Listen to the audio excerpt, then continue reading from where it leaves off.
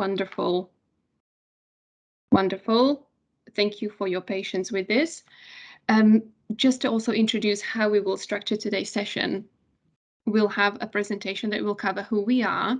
We'll briefly touch upon what project grants obviously generally are and what kinds of museum projects could be funded this route. We'll be talking about project grants and our strategy. Let's create. That's a very important concept.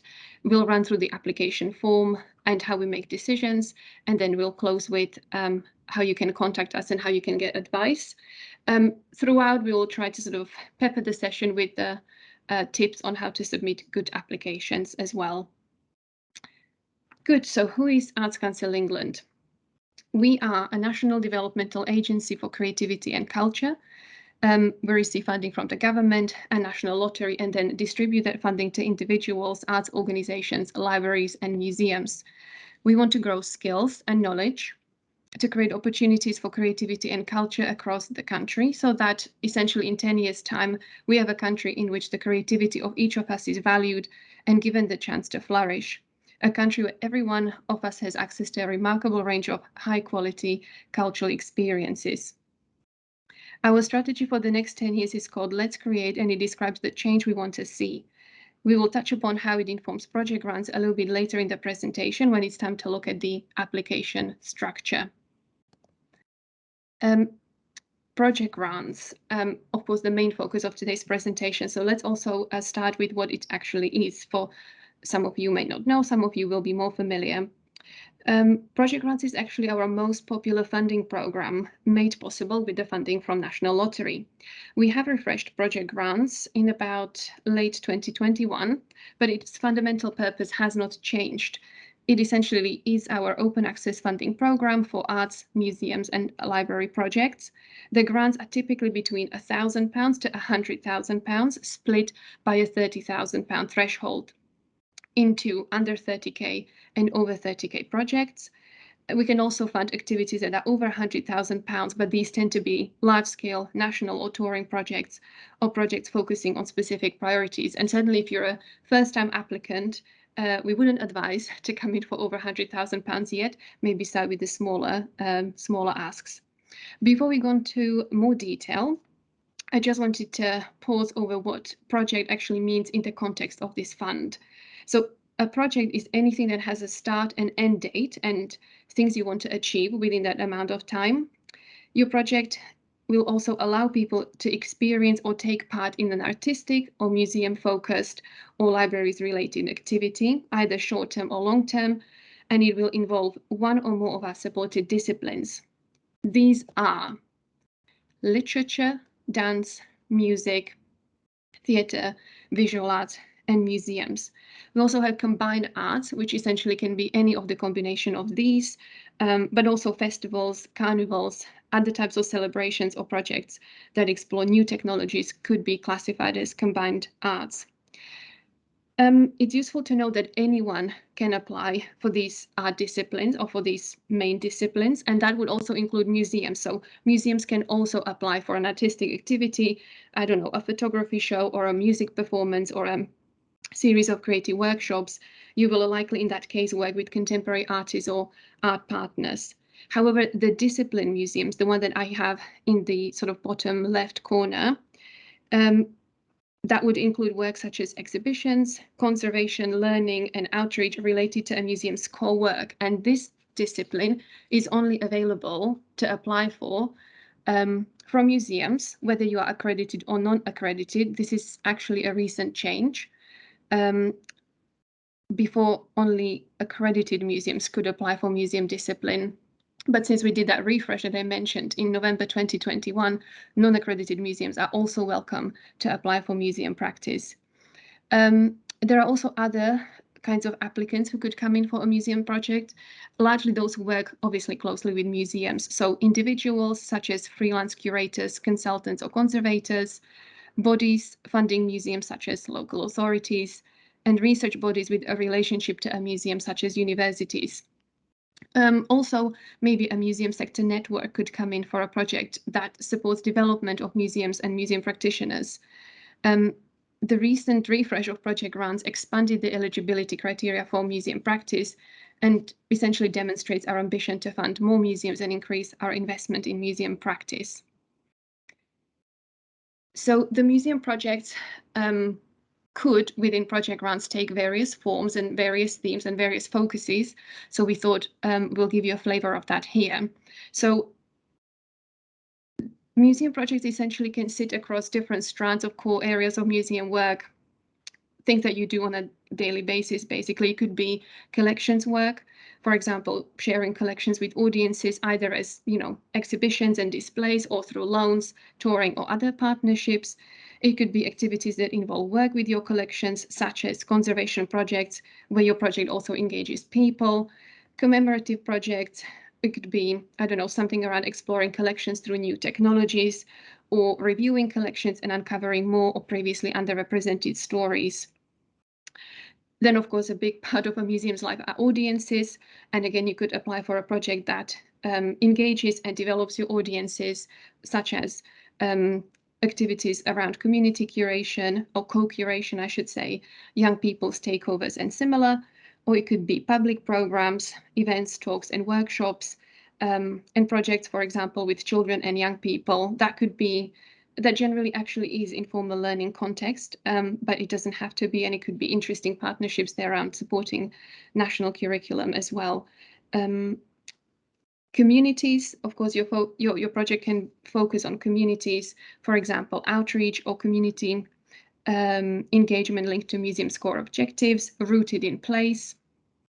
All projects building on existing or making new partnerships, strengthening cultural opportunities in a neighborhood, town, or city. I'm trying to link the communities bit a little bit with placemaking, because that's one of the key themes coming out of Let's Create. Some of you might have noticed we have identified 54 priority places in the country where we are keen to support with more resource over the next 3 years. And in London, these priority places are Barking and Dagenham, Brent, Newham, Enfield, and Croydon. So if your application comes to a panel, we will see it will be flagged that it's either related to or it's happening in a priority place. And it's one of the sort of balancing factors we use when we make decisions. Just also make it clear, we will also keep funding projects taking place in other London boroughs. So it's not just priority places that we will fund, of course. And we are committed to continuing to fund projects, particularly where they successfully include a wide range of people and essentially give access to culture to those from underrepresented or underserved communities. I'll just mention 2 more types of museum projects that potentially could fit into the project grants framework. It could be something around organizational development. COVID has been hard for the sector, so if you need to focus on business rethinking or income generation rethinking, or you find yourself in a situation where you need to maybe upskill your staff or train your board in certain areas, organizational development could be a way, and that's perfectly eligible within project grants. And finally, subject specialist networks.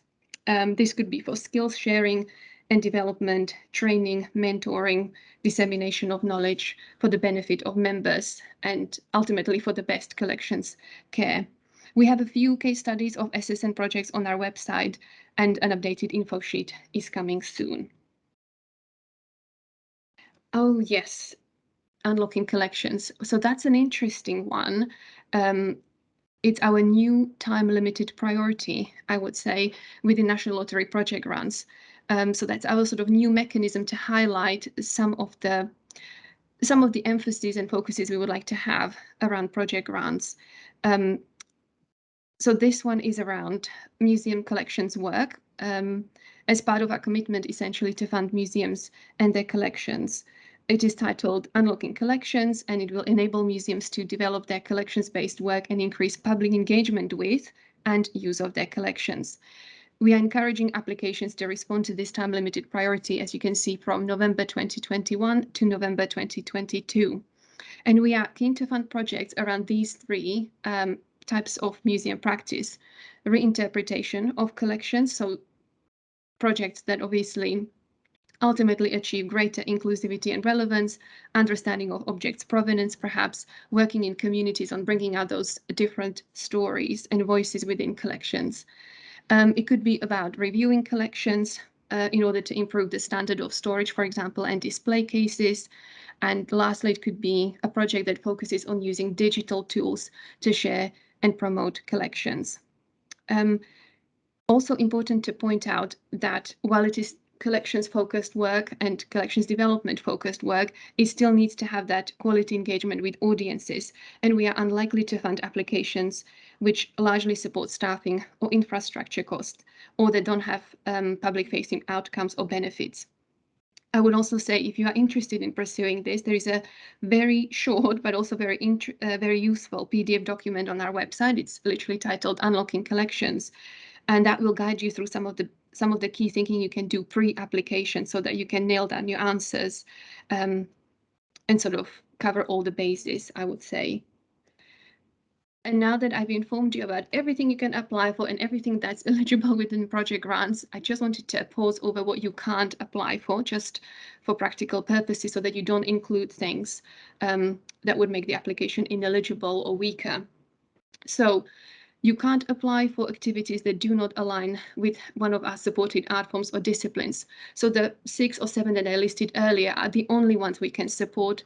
And if your project fits rather within feature-length cinema, traditional cinema or fashion or architecture or something like that, we wouldn't be able to support it. Equally, if your activities are for things that have already happened, that would be ineligible for us, because we cannot reimburse you for costs that have already taken place. Equally, statutory further or higher education are not part of project grants remit. However, as we mentioned, informal learning is completely okay. General running costs and overheads, you can't submit an activity to project grants, which is literally just your running costs and overheads. Obviously, a small proportion of these in relation to your project where you have genuinely increased costs, that's fine. Building-based capital work that is required to comply with statutory approvals, that is also out, as is archaeological and field work, which would be the main focus of the application.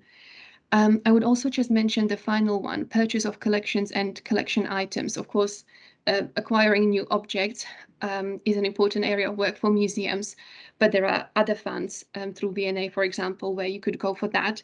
However, if you are working with an artist and there is a new commission that will then be acquired into the collection, that is fine. That is fine. And I'm now going to hand over to Sue. Hello. Hi. Okay. Am I echoing? I was just echoing here anyhow. Am I breaking up at all? Can everyone hear me? Can you hear me, Mirka? Okay. I can. Great. Okay. Okay, I'm now going to run through a bit about our new strategy, Let's Create, and how it links to project grants. I'm also going to go through the different elements of the application form. So first, looking at our new strategy, which was actually launched in 2020 and runs for 10 years. It's called Let's Create, and it's our vision of how the Arts Council would like to see arts and culture develop over the next 10 years. It will inform all our funding programmes, and it's the main reason for this latest update of project grants. It's available on our website, along with the delivery plan. And the delivery plan focuses on how we would deliver the strategy over the next 3 years. So it's something that delivery plan will be reviewed and renewed every few years. The questions on the application form will get you to clearly think about how the project achieves the goal of Let's Create. And at this point in the presentation, I will just highlight how the strategy is structured.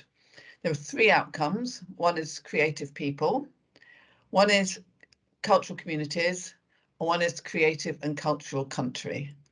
You have to select at least one of those. You don't have to respond to all 3 of them. And the other aspect of Let's Create is the 4 investment principles listed here as inclusivity and relevance, ambition and quality, dynamism, and environmental responsibility.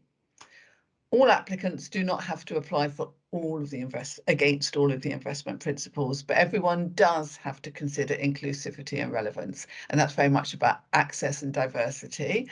And I'll come back to that a bit later and talk more specifically about that.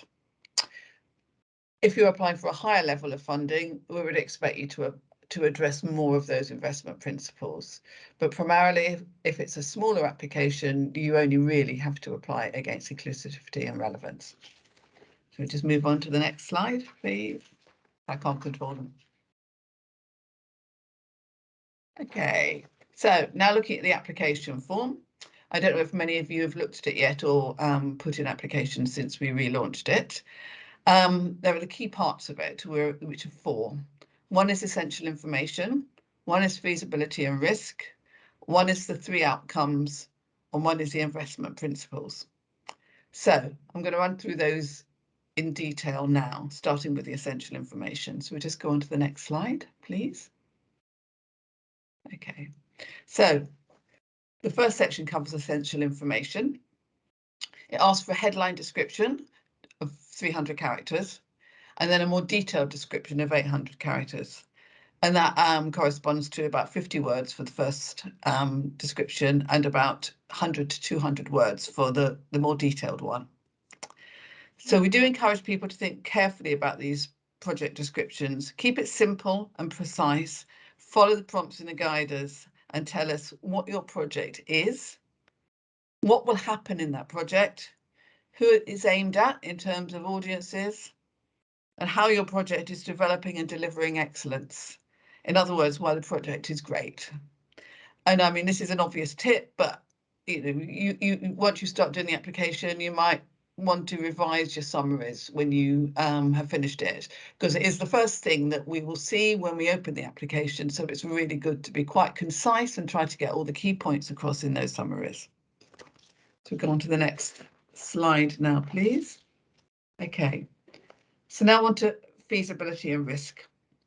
This section looks at, this is where we get an understanding more about your plans and how you will successfully deliver that project. We want you to think about all these points, and I'll just run through them. Is the budget appropriate for your project? Is your income and expenditure appropriate? Are all the items in your budget relevant and reasonable? Is your project attracting income from other sources? Are appropriate financial controls in place? And is the activity realistic, well planned, and have you demonstrated that you are or will be working with people who are able to deliver it? So just picking up a few of those. Is the income and expenditure appropriate?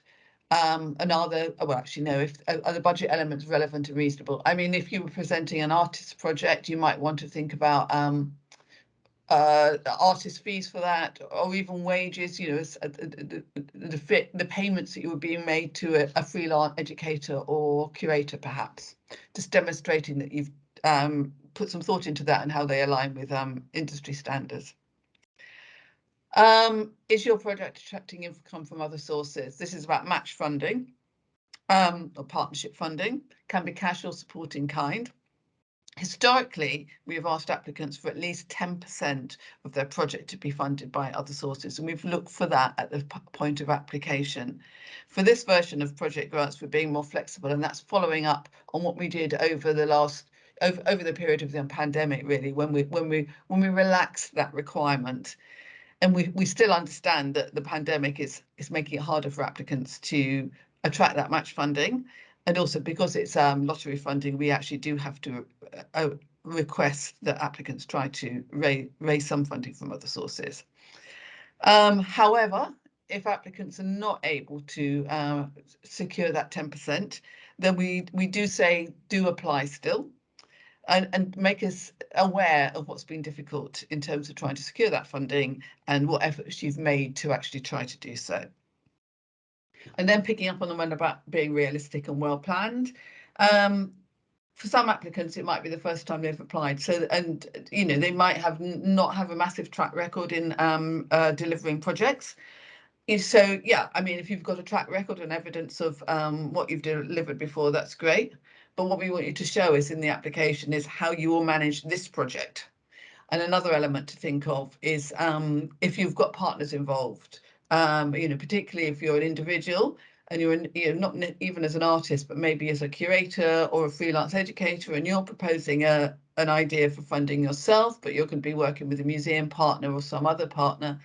then, you know, demonstrate what the partners' skills are as well. So, you know, don't forget them, put those into the package as well, how they will support you and support the activity in terms of delivering it well and in accordance with what you've told us you will do. So if you can move on to the next slide, please. Okay, so now we'll get back onto the strategy. Going back again to the outcomes and reinforcing that you need to apply to respond to at least one of them. I mean, some people always feel that the need to actually try and respond to more than one. And if it's appropriate, fine, but don't stretch yourself too thinly just because you feel you ought to. I mean, and again, think in terms of the funding that you're asked for, the total cost project, and you know what it is in terms of how you respond to these ones. Okay. Don't just look at the titles of the outcomes. Think about how your activity relates to the elements within it. Now, the elements within it are identified in the delivery plan. And under each of the outcomes, for example, creative people, there's quite a focus on this 3-year delivery plan on children, young people. So you could look in there and you will see, for example, that one of the elements is supporting children and young people to develop their creative skills and potential. So that's actually supporting them in some ways into pathways. There's also one in there about supporting people at all stages of their lives to design, develop and increase their participation in high quality creative activities. So all of the elements in the delivery plan that link into creative people are people focused. And I would say that in this current iteration of the delivery plan, there is a focus on children and young people in that. So, you know, that is something that's a strength for a lot of museum work. So do bear that in mind when you're actually making your application, developing your project. Now, the second outcome is cultural communities. Again, look in the delivery plan, see what the elements are that actually link to cultural communities. They're clearly identified in the as bullet points in that delivery plan. So just some examples of how you might respond to cultural communities in your project application. One of the elements is to work with communities to better understand and respond to their needs and interests. So that's very much about working with them as collaborators, giving them agency actually in developing the project as well as being beneficiaries of it. Then working in place-based partnerships. That's something that Mirka highlighted earlier in terms of our place-based work and our priority places. It's not just relevant to those places, it's relevant to other places.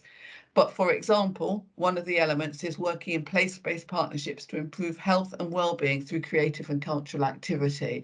So again, you might be looking to work with communities, it might be a community group. You might also be working with a partner who has expertise in delivering health and well-being in the cultural sector.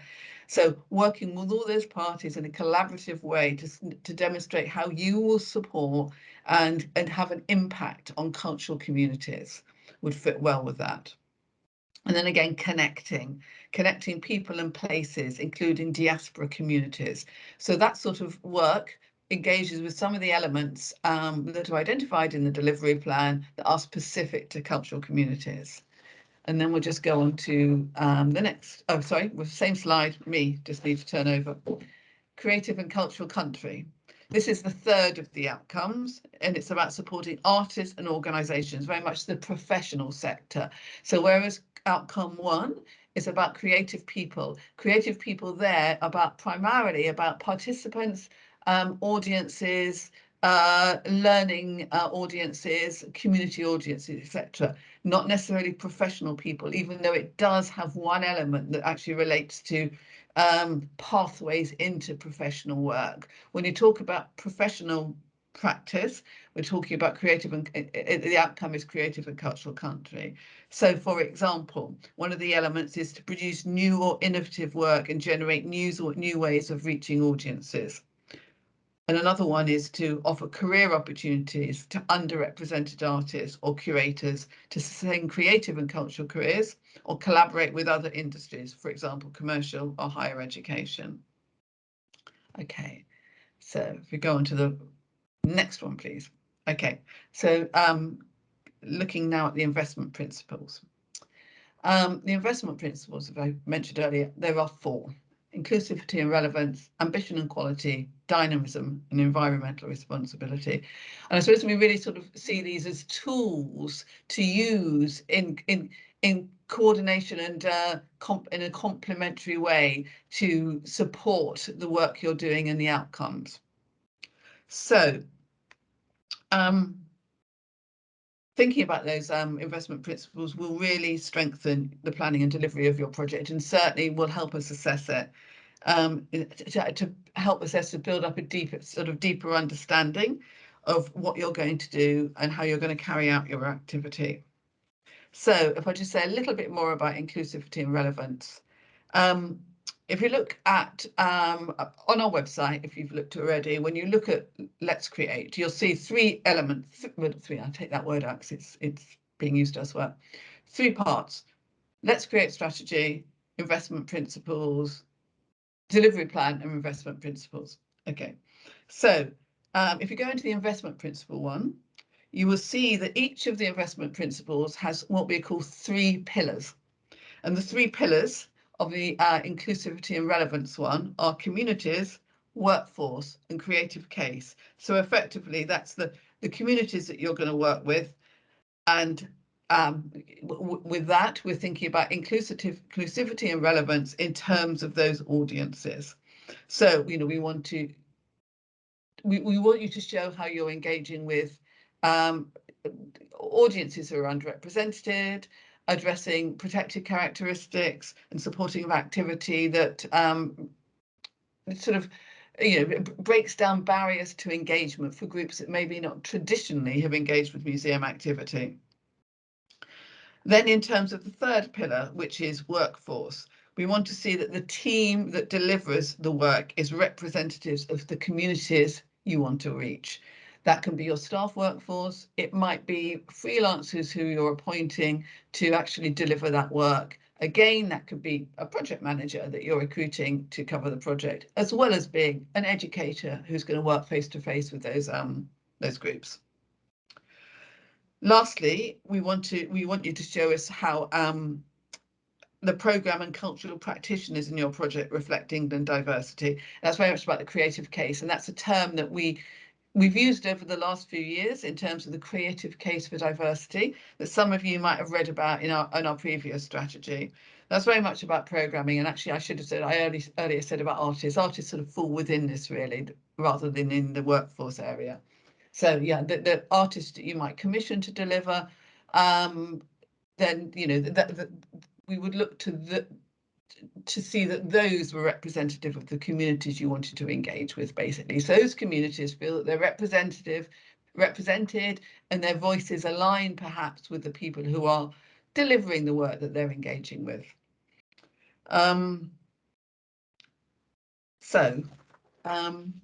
That's the inclusivity and relevance one. I'll just run through the other ones a little now. Ambition and quality.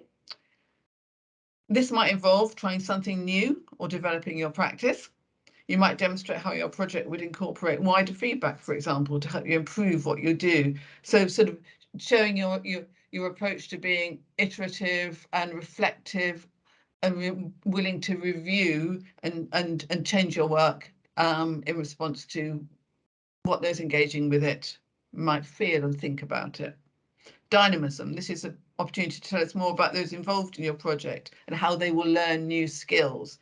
So it could involve adapting your work or a working model, or working dynamically with data and technology.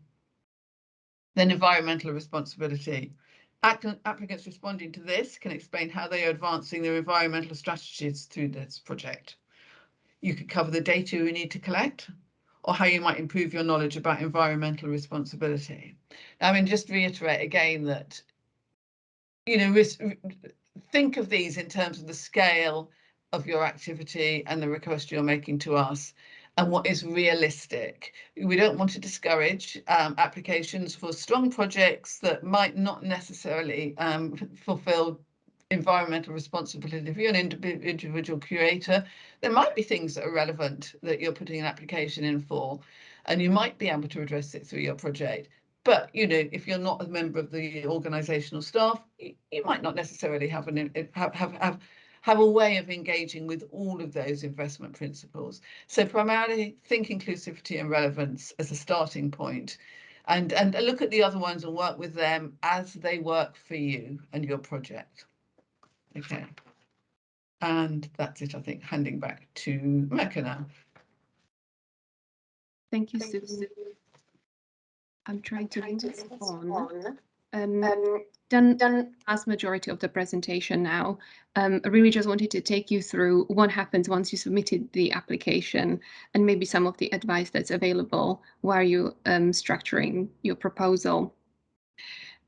This is interesting to know about because you will have a sort of wider context as to how we achieve decisions that we achieve and what's the, as I said, what's the underlying process. First of all, when you submit that application to us via Grantium, that's at the moment the only way, it will be picked up by our colleagues in Manchester in the investment centre, who will be conducting an eligibility check. So they will be looking at some of the things Sue has already mentioned to you around risk and feasibility, and also looking at things like, is the application form complete? Is the information sufficient, etc. There is sometimes a risk to include very little information. Doesn't happen very often, but it could happen. And in that case, applications are rejected as underdeveloped because it doesn't necessarily allow us to have enough information to reach a responsible decision. But that's the kind of thing that gets checked at that first stage. Then there is that risk check where we are looking at what you told us the risks within your project are, and if there is anything major that doesn't seem to be addressed and that would really derail your project, then we would also put it to the side and it wouldn't proceed further in the system. Now, the next step, if the application is actually eligible, the next step might be one of the two things, depending on the level of ask to the Arts Council. So if it is under £30,000, it will go straight into the decision meeting. So that's step number 4. If you applied for over £30,000, there is that additional step that I highlighted in purple, where relationship managers normally would write up an appraisal, a written assessment of your application. Because of course, if you're asking for more money, there will be that additional attention and scrutiny against the criteria, which of course are all published and are part of the guidance. So you know exactly what we're looking at and what we're considering there. And then those appraisals for over £30,000 applications are the ones that make it into the decision meeting. Decision meetings essentially are weekly, most of the time, weekly sessions in which 2 or 3 panel members are looking, as I said, either at the applications or the appraisals, and using available budget, they have to reach a number of decisions, awards and rejections against a number of balancing criteria. Some of them are geography, that is place, disciplines, type of applicants, etc. And it obviously all has to fit into that assigned budget. I thought it's also interesting for you to know that the decision makers on those panels are not always museum specialists. The makeup of the panel can be different. There could be theatre colleagues or literature colleagues or music colleagues. And I'm saying that because that may help you think about how, and not necessarily how, but maybe what language you use in those application forms. So just use simple, non-jargony, non necessarily museum specific language that can sound unintelligible to people. And also don't assume people know about your work, because as I said, they come from different specialisms and different disciplines. If you are successful, you will receive a grant offer. If you are unfortunately unsuccessful, that can also happen, you will be issued a decision letter with a little bit of a statement that will tell you where maybe some of the weaknesses of the application were. As we probably alluded to a number of times, we do receive lots and lots of interesting and really good applications. I think generally over 10,000 applications come through project grants every year. So that's quite a high number. And recently the success rates have been around 30 to 40%, which still means that 60% haven't been funded. So I'm just trying to put into perspective how and why rejections occur. And also encourage you, if you happen to be unsuccessful, do take that statement on board, do address the weaknesses, and resubmit your application to us.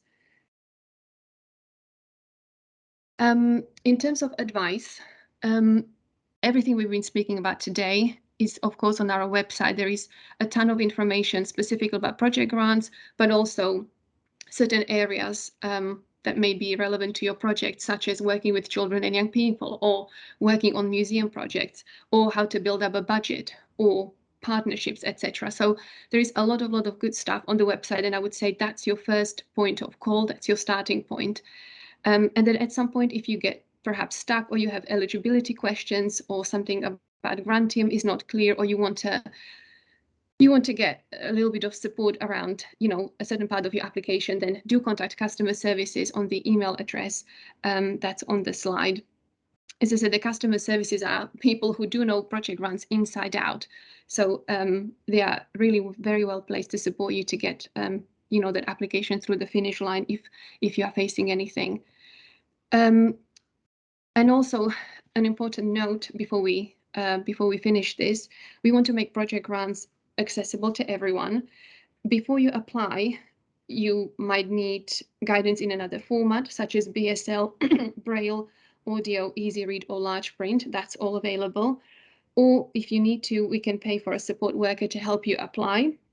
And in that case, you just will get in touch with customer services on the address I shared previously. And you can state how many days and why you need to work with the access support worker, and they will be able to help you with that. And also there is an access support information sheet if you need to look into anything and see what's available a little bit further. So that should bring us to the end of the presentation.